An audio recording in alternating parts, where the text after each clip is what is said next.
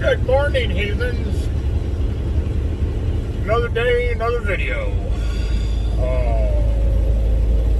I wasn't even sure I wanted to do today's video, but you know what? After the morning, getting up, starting driving, seeing what I saw, I definitely should make one at one point in time. And while it's fresh, I might as well. I was traveling on I-80 today, heading up towards Maine, where I gotta go to deliver tomorrow afternoon. And one of the worst things that we ever see out here is an accident. Usually the worst ones are the ones that involve us, the 18-wheelers. The beginning of it was, well, the first one I saw was the second accident, and then the second one I saw was the first accident. You know, that's how travel works. You see the effect before you see the cause.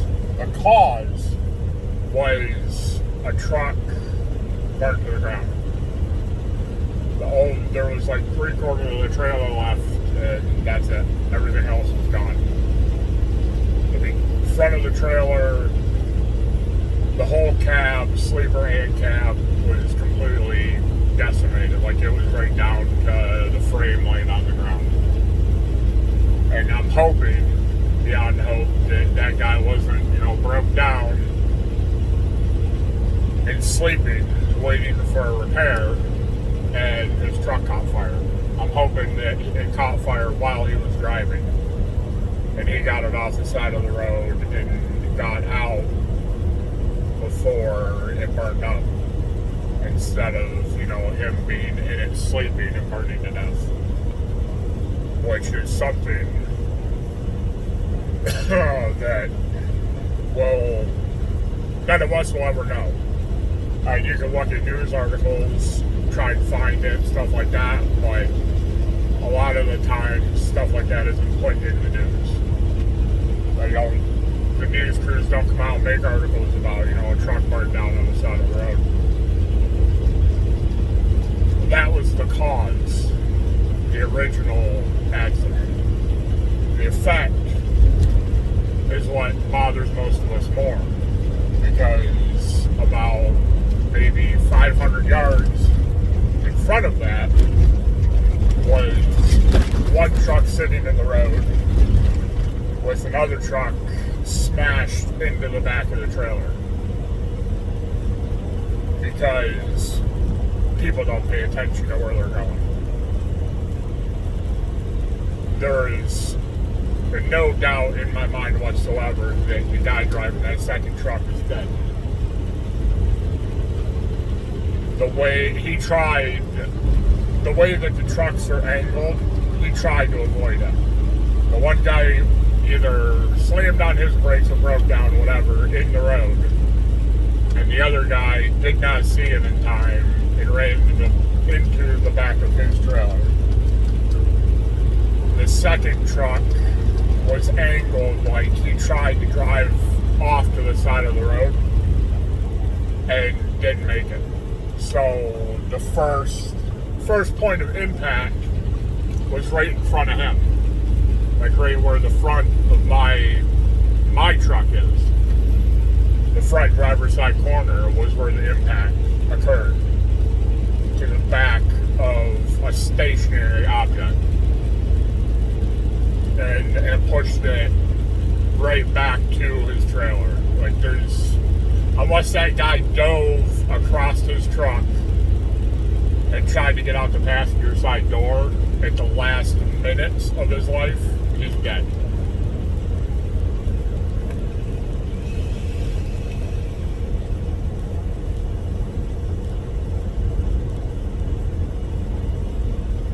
And that is an unfortunate happening on a pretty regular basis out here, driving up and down the interstates.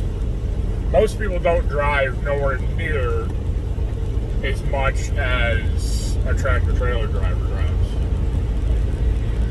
figure without taking a break, like a 34-hour restart over my 2-week period, I have 70 hours that I can work. My truck is governed at 65. Now, I don't go 65 all the time. There's no way, especially loaded, going up and down. Up hills, there's absolutely no way unless you're hauling a light load. You can go 65 miles an hour. But just say 60 for simple effect. If you drove all 70 hours, which we normally don't, but I'm just using them as ballpark figures. You drove all 70 hours at 60 miles an hour, you're looking at 4,200 miles that we drive in a 2-week period, 70-hour period, however you want to look at it. That's more than some people drive in their lifetime. There's a lot of people that do not go outside of their comfort level. But you figure comfort bubbles, hometown within maybe 50, 60, 70 mile radius. That's like most people's comfort area. Like they feel safe. They know they can get home if they need to. That's relatively the area that people stick in. And to some people, it's smaller than that. But yeah, we go everywhere and we see everything. Like the people that have talked me into starting this YouTube channel have told me, like, there's stories that other people will never see that you see all the time, which we don't see those accidents all the time. But when you do, it sticks with you. And it all boils down to paying the fuck attention when you're driving down the road. It's as simple as that. I mean, yeah, shit happens, but for the most part, if you're paying attention, a lot of things can be avoided. Now, paying attention while you're going down the road, what does that entail? That entails not playing on your fucking cell phone. Yeah, I'm recording this video on a cell phone. The cell phone is also in a cradle that's attached to my dash. I'm not holding my phone. I'm not paying attention to the phone. I look down very often to look at it, make sure it's still recording. Because, you know, God forbid I sit here and just talk to myself for 15, 20 minutes. I do that all the time. But, you know, texting, Facebooking, Snapchat, whatever. Everybody does it. I do it more often than I should.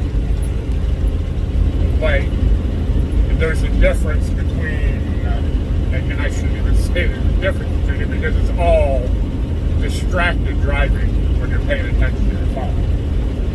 But glancing at it every once in a while is different than staring at it and not paying attention to what's in front of you.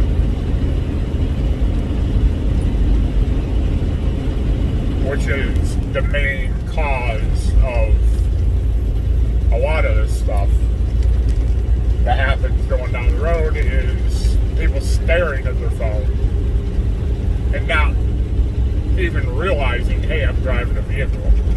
I should probably look in front of me to see what's in front of me, not what's on my phone. I just saw another guy yesterday after I got loaded. I was leaving the shipper and he was driving, it was a construction dump truck, driving down a 2-lane road, and he's between the white line on both sides, weaving back and forth. We're in residential areas on a 2-lane road, or a 4-lane road, because it was a U.S. route, and he's weaving between the white lines from one lane to the other, going down the road. I know for a fact that guy was dicking around on his cell phone the whole time. But a lot of people think if that guy's weaving back and forth between lanes, I should speed up and get around him. And a lot of times, that causes more accidents than anything. I mean, yeah, you want to get away from the person that's, weaving back and forth across the road. Don't know what they're doing, don't know if something's happening to them, whatever. But trying to go around them, you don't know if they're going to weave into your lane and cause an accident. Because you tried to pass him, but he weaved over, so now what do? You go in the ditch, do you run into his vehicle, do you let him run into you? Those are all things that, regular people don't think about. Like going down that 4-lane road, I backed off, I went 5 under the speed limit. Because I didn't know what that guy was doing, what was going to happen, or anything like that. I needed to have enough time that if something did happen to be able to react instead of, causing more of an accident. Which is another thing that people won't do. People want to go the speed limit or above. If something's happening in front of you, people don't want to slow down. Because then that causes delay to where they're going. And it's kind of cliche to say it now. A lot of us growing up in the 80s and 90s, graduating in the early 2000s, it was ingrained in our head. Don't text and drive. Don't drive drunk, get pulled over, whatever. Distracted driving is bad. It was beat into all of our heads. I think a lot of us do it more because we were told that don't do that. That's the commonplace. If you have a child at home, it stays with you all the time, stays with you part-time, whatever. You tell that kid, don't do that. They're going to do it. It's human nature. Don't do that. I want to do it twice as much. But it is. Hang up and drive. Put down the phone. Drive. Pay attention to what you're doing. Nothing is on your phone is as important as getting to where you're going. And getting there first isn't as important as getting there last. As long as you get there, that's what matters. Yeah, I just figured I'd make a video about that today. I was fresh in the old brain pan, rattling around in the noggin. Ain't much up there, but there's enough. Got a fancy mod today. I had another one out, but it needs rewind, so I'll have to deal with that later. So I got out a different one. Still use my leg. Always use my leg. God, I need to figure out how to deal with that stuff in the background. Y'all don't need to be looking at my junk all the time. Dude, I'll close that curtain, pull it over a little bit more. That way you can't see it. I live in this thing, people. This is my house. I spend more time in this thing than I do in my own apartment. Back home, house, whatever you want to call it.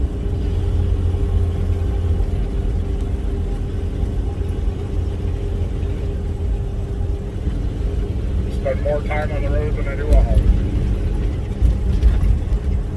Wouldn't give it up for the world, though. I enjoy doing it. I don't mind people. Like this fucking asshole in front of me. Yeah, we can add that to the video. Don't fucking cut off truck drivers. Why, that is our last little snippet. We talked about that, window in the front of the truck. Racing to get somewhere. Guy comes up past me, gets in front of me, and then slows down. That makes sense, right?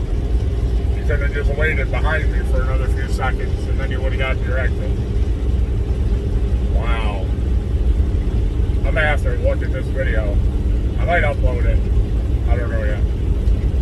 Because looks like it's shaking the hell out of my phone going up this road. We'll see.